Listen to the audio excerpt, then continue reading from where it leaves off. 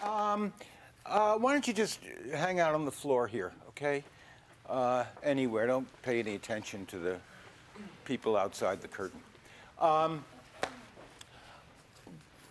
That business about never say no is simply something that is basic to improvisation. Anybody, if you know Second City, if you know any of those improv groups, when they train, the first rule that they have is never say no, which means if somebody throws something at you, throws an idea at you, you can't say, I don't like that. You can't say, well, can't we do something else? You have to build on what the person gave you. Okay? Now, working in design teams, this becomes absolutely crucial. Okay? If you think of working in a design team as a form of improvisation, then no matter what somebody says, you got to run with it. You may hit into some blind alleys, fine, okay, so you hit into a dead end and you start again, but never say no. What I want to talk about is the way in which we do actor training and why the hell there's actor training at MIT, right? It's engineers and scientists, not actors. So what is it that's valuable about having any kind of training in acting? Well, you learn a different way of being in the world when you're any kind of artist, as most of you know. But when you're a theater artist, when you're an actor, you are in the world with your full body. Okay? Like any other performing art, dance, music, you know that you have an instrument, and you know that you have to know how your instrument works, and you have to be comfortable in playing it. Okay? So I'm going to give you some ways today, just in playing around with it, for you to get the feel of what it's like for an actor to begin to discover their instrument. Okay, this is it.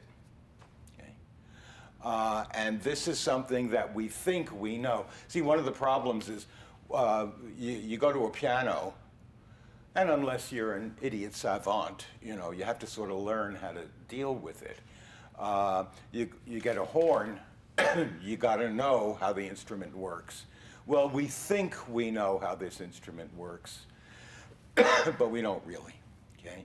And so we have to begin to find out how it works, and also how it works in space. So we're going to explore the instrument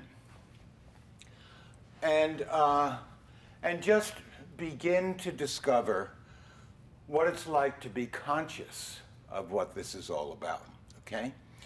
And I'm going to just take you through some fairly, I think, fun exercises in order to do it. And I'm going to be actually very interested. Are you all design students? Yeah. Yeah, okay. I am going to be really interested to see what happens when design students do this rather than engineers. Okay?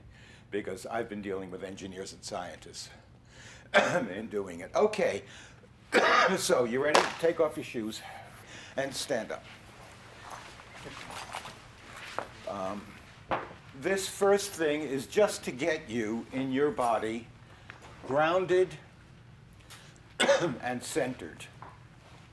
So just stand with your feet, your legs slightly apart, at moderate base, with your legs pointing forward. As you're doing this, just move back and forth. Find your center. Find that plumb line right down from the top of your head to your center, to the floor. Okay? How many of you ski? Ah, okay. One. More? Dave. Okay. You know when you ski that you have to keep your knees liquid, right? Hyperextend your knees for a second. Just hyperextend them. Okay. Okay. And now just let them go. You feel the difference in the relationship to the ground when you do that. Do it again.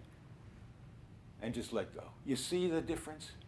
Okay, and if you're skiing, you know if you hyperextend, you are toast, right? But if you have your knees slightly liquid, not bent, but just slightly liquid, you are having a dialogue with the ground in some way. That's what I mean by being grounded. Okay? So you've got your relationship with the ground. You've got your breathing. And everybody knows how to breathe, right? Sort of. Okay? Your breathing happens down here. This is your center. This is the center of your life. It is also the first thing we are always denied as we begin to get socialized, right? Because all of this area is taboo, but it's where all the fun happens, okay? So this is where the breathing happens. This is where your emotions happen. This is where, believe it or not, your voice comes from. And this is an area that as an actor begins to work, he discovers or she discovers that that's where you think from. Okay? It's where all your impulses come from. And if you've got an impulse to move in any way, you're not going to be able to follow it fully and freely unless you're grounded. The third thing that becomes crucial is your spine. Okay? That's that thing.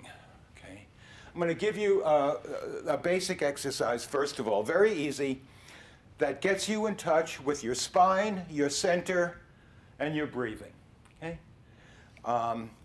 And it will begin to help you find your new you.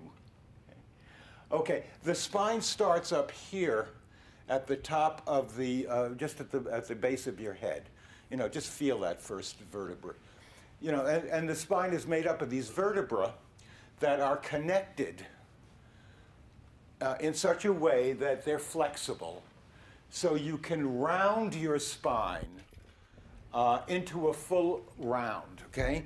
So starting with these vertebrae, you simply round out your spine. Notice that my shoulders are doing nothing. The spine is doing all the work. Okay? You come down, you'll feel it a little bit back here, okay?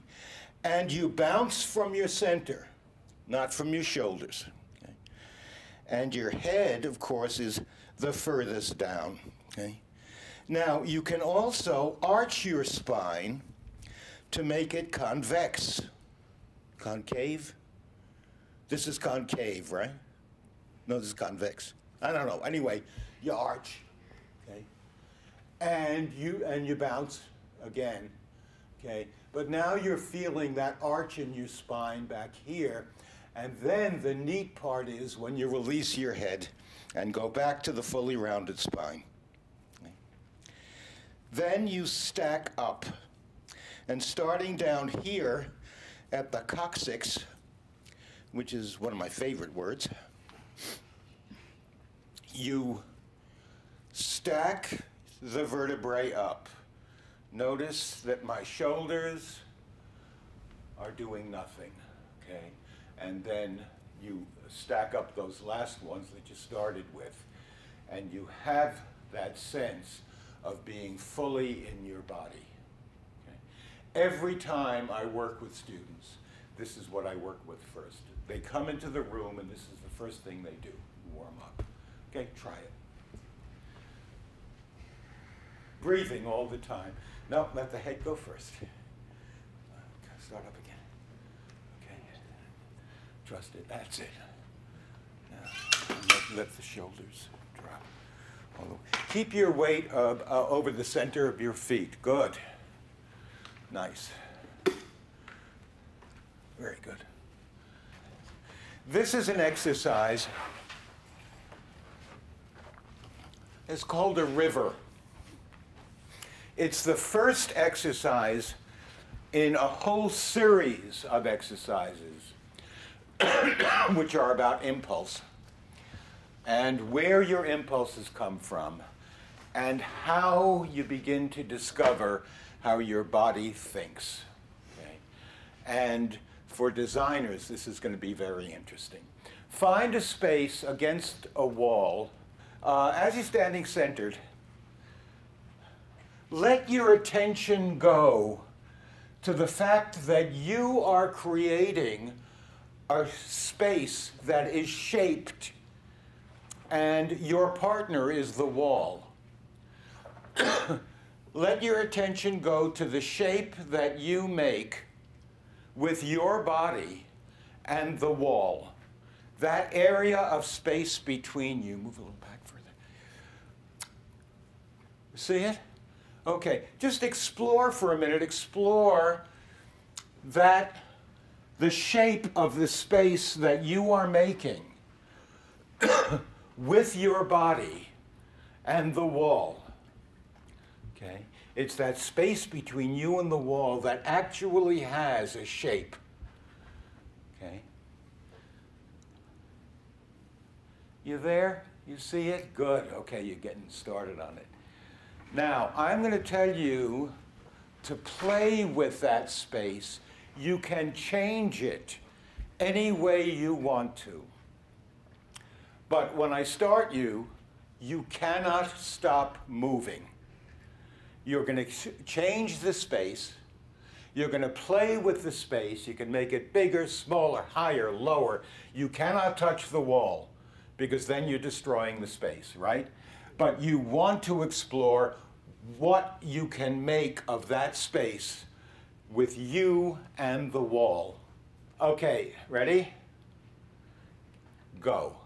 Just play with it now, yes. Super. And use your whole body. Can't stop. If you stop, it means you're editing and you're working with your head. You don't want to work with your head, you want to work with your body. Okay? You want to use your body to change the shape. Okay? You are designing the space between you and the wall with your body. Make the space ugly. Yeah, make it ugly. Ugh. Make it goofy.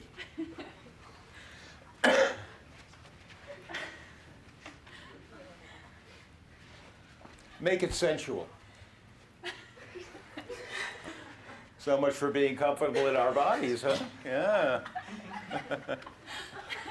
I mean, really make it sensual. Yeah. Ah. Now we get to it. Goofy's fine. Ugly is fine, but sensual's a problem, huh? Okay, just anything you want to do now with it. Anything you want to do, keep moving. Play with the space with each other. Leave the wall, find a partner, and make space between you. Good, guys. Good. Okay, now you're getting there. Now you're starting to loosen up. Keep going, keep going. Okay, and relax. What's happening here in this, I mean, it's a really simple exercise, isn't it? Or it seems to be, right? But it's also asking you to be willing to be intimate. Okay? And so what happens, and of course for actors, this is something they have to get over really quickly. What you're doing when you get the giggles is you're saying, I don't really mean it. We're doing it, we're playing, but I don't really mean it. Okay? But if you're an actor, you gotta mean it. Okay? And so you have to be willing to take the risk of intimacy with somebody, even if you don't know them very well. Okay? And you have to trust them to be able to do the same thing with you. Okay? So that you have the freedom to really follow your impulses. There was some wonderful physical work that went on this time. For the first time through, it was terrific. And as design students, you were much more aware of the space than engineers and scientists would be, so that you were able to focus on it and its shape much better. Those of you who weren't able to really break through were not, you hadn't yet found the way to let your attention go outside of yourself, okay, to the space. Okay? So instead, you were still sort of figuring out, what am I doing with my body? Okay?